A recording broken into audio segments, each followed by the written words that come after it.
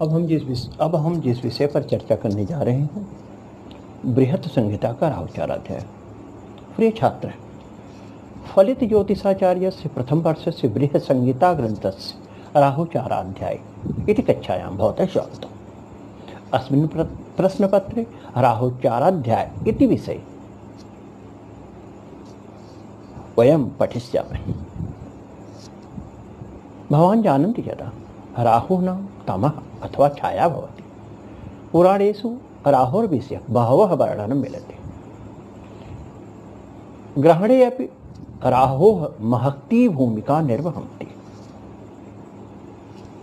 अस्मिन् विषये आचार्याणां बहूनि मतानि सन्ति।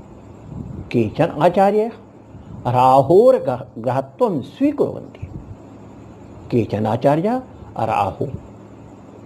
राहोः छायाग्रहरूपेण स्वीकुर्वन्ति। अत्र विषयः वर्तते राहुचाराध्याये, अर्थात् यस्मिन् अध्याये राहोः सञ्चारविषयक ज्ञानं भवतीति स एव राहुचाराध्यायः। अत्र मुख्यविषयः वर्तते राहोर्ग्रहत्वविचार प्रतिपादने मतान्तरम्। आकाशे राहोः सत्रा कुत्र भवति? राहुविषये आचार्यस्य स्वमत प्रतिपादनं। राहुः कुतो भूछाया भवति तत्कारणं प्रतिपादनं। चन्द्रग्रहणं प्रतिमासं न भवतीति तस्य कारणं। सूर्यचन्द्रग्रहणयोः युक्तिप्रतिपादनं। गर्गपराशरादिमतानां खण्डनं। ग्रहणे ग्राह्यप्रमाणं। विज्ञान दिग्ज्ञान बेलाज्ञानञ्च परिवेशविचारः। एकस्मिन् मासे सूर्यचन्द्रग्रहणयोः प्रतिपादनम् इत्यादयः विषयाः अत्र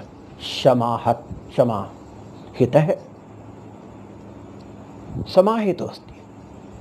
राहोर्ग्रहविचार प्रतिपादने आचार्याणां मध्ये मतान्तरम् अस्ति। केचित् आचार्याः स्वीकुर्वन्ति राक्षसस्य अमृतपानकारणात् निश्चयेन इदं शिरः छिन्नमपि प्राणैः न परित्यक्तं ग्रहत्वं प्राप्तमिति अयमेव आचार्यैः कथयन्ति। आचार्याणां राहुणा आकृतिविषयक मतं वर्तते। इन्दुमण्डलस्य अर्थात् चन्द्रबिम्बस्य यादृशी आकृति अस्ति तादृशी आकृति एवं च सूर्यबिम्बस्य यादृशी आकृति अस्ति तादृशी आकृति राहुमण्डलस्यापि भवति। राहु तमोमय भूत्वा अर्थात् कृष्णवर्णत्वात् आकाशे न दृश्यते, परञ्च ब्राह्मणो वर प्रदान कारणात् पर्वकालात् अन्यत्र न दृश्यते। पर्वकाले तु पुनः तेषां दर्शनं जातम्।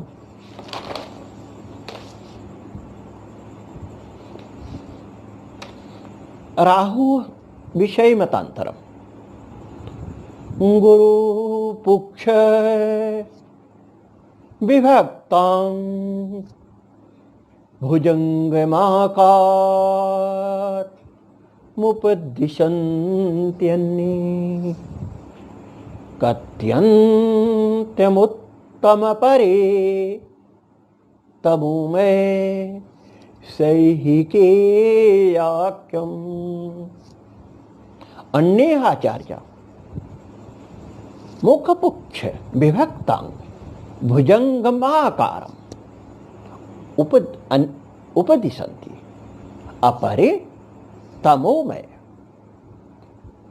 अमूर्त सही के आख्यम कथयन्ति, अर्थात केचनाचार्या राहु अंधकारमयं च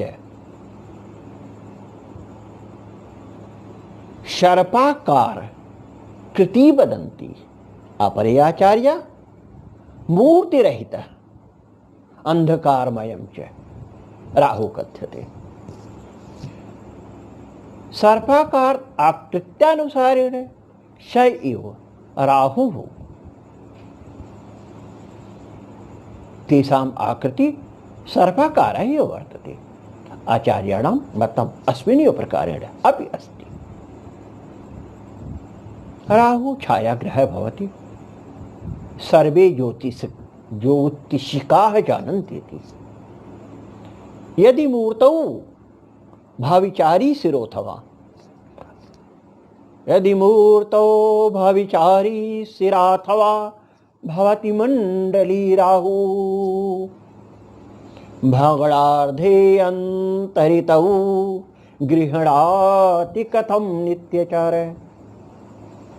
अत्र विषय वर्तते। यदा राहु मूर्तिमान् विभिन्न राशिषु नक्षत्रेषु वा विचरणशीलः स्यात्, अथवा मंडलवान् एकराशौ तिष्ठति, तदा षड्राशि अंतरितौ सूर्यचन्द्रमसौ कथं ग्रहणं करोति। अस्य राहोः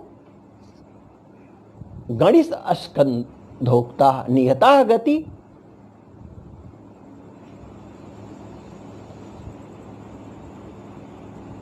त्रिसत्रः कला एकादश लिप्ताश्च, अर्थात 3 कला एकादश लिप्ता अर्थात 3 कला और 11 विकला अस्ति।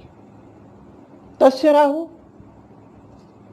षड्राश्यान्तरितौ गति न संभाव्यते।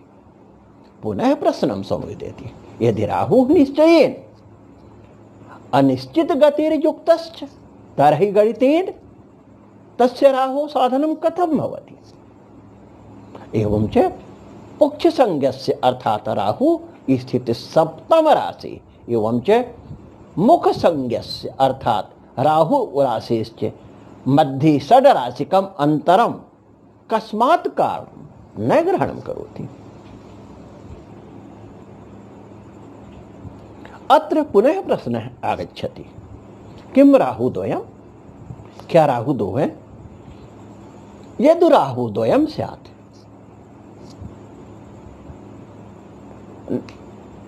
नियतचारः अनियतचारः स चारश्च।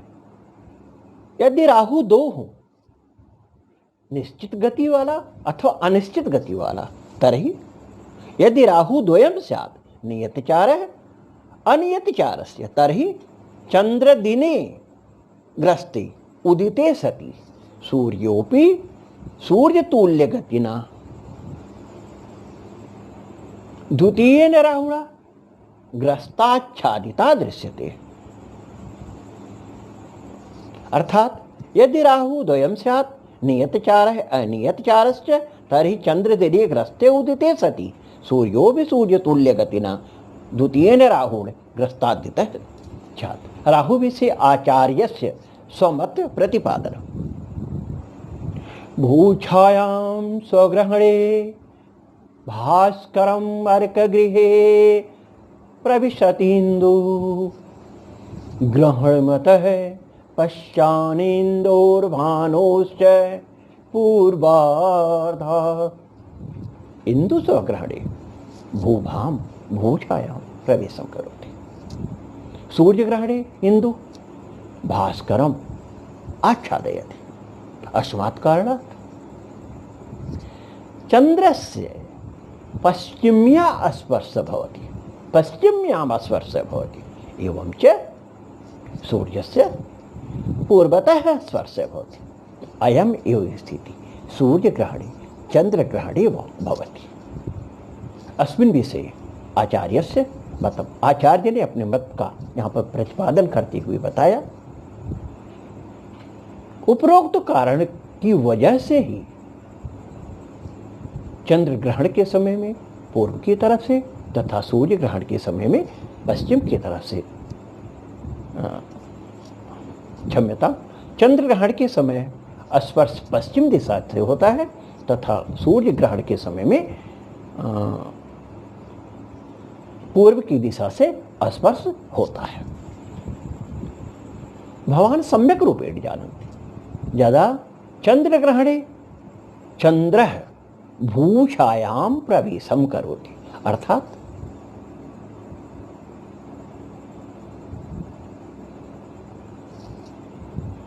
चंद्रमा भूछाया में प्रवेश करता है, परंच सैव चंद्र सूर्य ग्रहणे सूर्य तलम आच्छादयति, वह सूर्य को आच्छादित करता है। अर्थात चंद्र ग्रहण में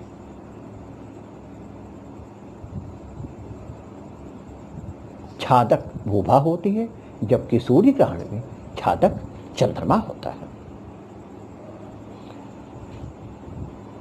आप यह भी जानते हैं कि ग्रहण पूर्णिमा या अमावस्या को ही होता है। पूर्णिमा के दिन चंद्र ग्रहण तथा अमावस्या के दिन सूर्य ग्रहण होता है, परंतु सभी पूर्णिमा या अमावस्या को सूर्य ग्रहण या चंद्र ग्रहण नहीं होता। ऐसा क्यों है? इसके पीछे सूर्य, चंद्रमा और पृथ्वी की गति ही मुख्य कारण है। आप ये भी जानते हैं अमावस्या के दिन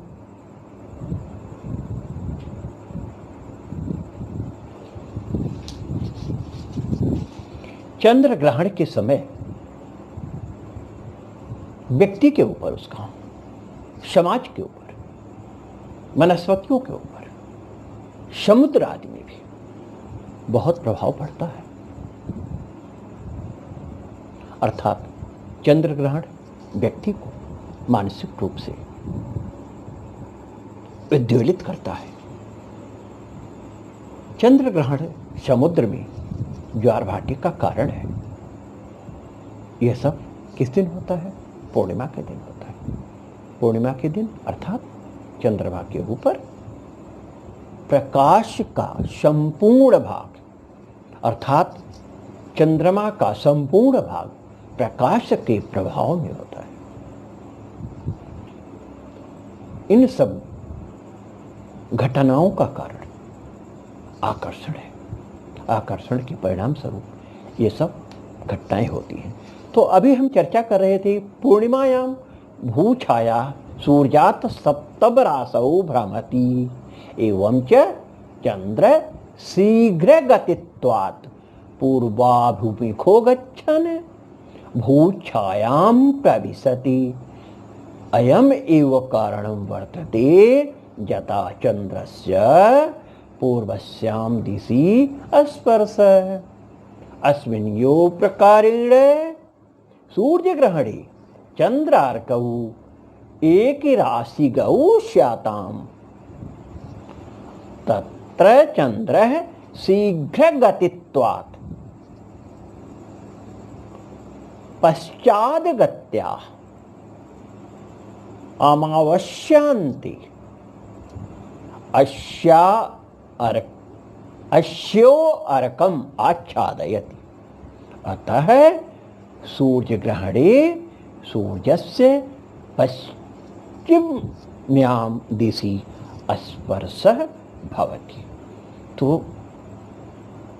चंद्र ग्रहण में या सूर्य ग्रहण में पूर्व या पश्चिम दिशा से स्पर्श होने के में यदि मुख्य रूप से किसी की भूमिका है तो वह वहाँ पर चंद्रमा ही सबसे ज़्यादा भूमिका का निर्वहन करता है, क्योंकि अमावस्या के दिन चंद्रमा और सूर्य एक ही राशि अंश, कला और विकला पर होते हैं, जिसकी वजह से अमावस्या अर्थात पूरी पृथ्वी पर अंधकार व्याप्त हो जाता है और इसको हम पर्व काल के रूप में भी इसकी वर्णना करते हैं, जहाँ पर और ये कहा भी गया है कि राहु का दर्शन पर्व काल में ही होता है, जैसा कि उसको आशीर्वाद प्राप्त है। धन्यवाद।